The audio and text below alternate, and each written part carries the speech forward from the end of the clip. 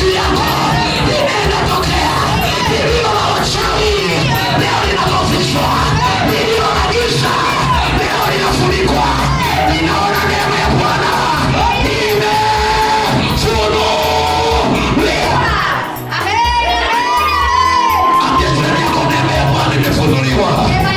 Ambia 2026 neema ya Bwana imefunuliwa. Neema ya Bwana kwenye biashara yako imefunuliwa. Neema ya Bwana juu ya watoto wako imefunuliwa. Neema ya Bwana juu ya wazazi wako imefunuliwa. Neema ya Bwana kwenye elimu yako imefunuliwa.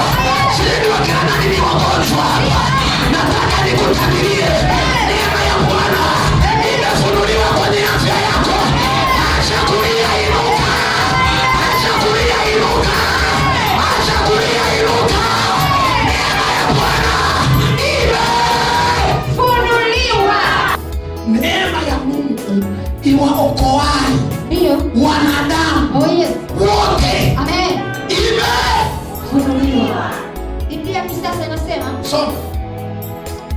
maana neema ya Mungu imedhihirishwa kwa ajili ya wokovu wa watu wote. Imedhihirishwa.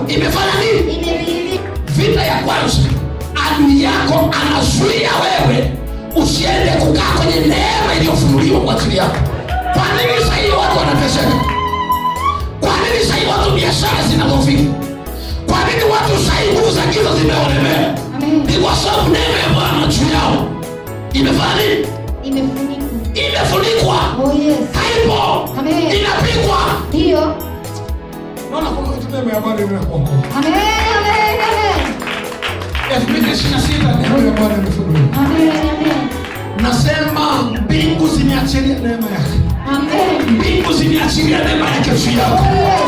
Sio kama kuna mama yuko hapa, mbingu imeachilia neema juu yako. Sio kama kuna wababa wako hapa, mbingu imefunuliwa neema juu yako. Ile mbingu iliyofunua neema juu yako inaenda kuvifufua vyote vilivyokuwa vimefichwa katika jina la Yesu.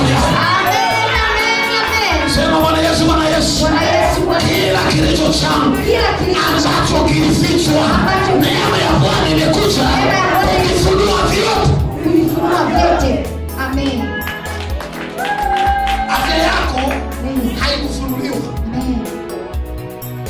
Ndoa yako haikufunuliwa.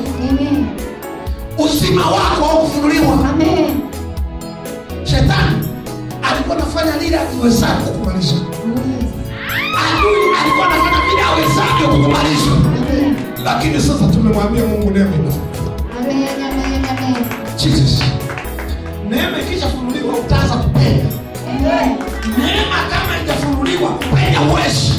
Ndio maana Mungu akanisemesha, waambie mwaka huu mbingu zimeachilia, waambie wanangu mbingu zimeachilia neema juu yangu na upendo. Amen. Alafu malizia sina wasiwasi. Malizia tena. Malizia tena. Sina wasiwasi.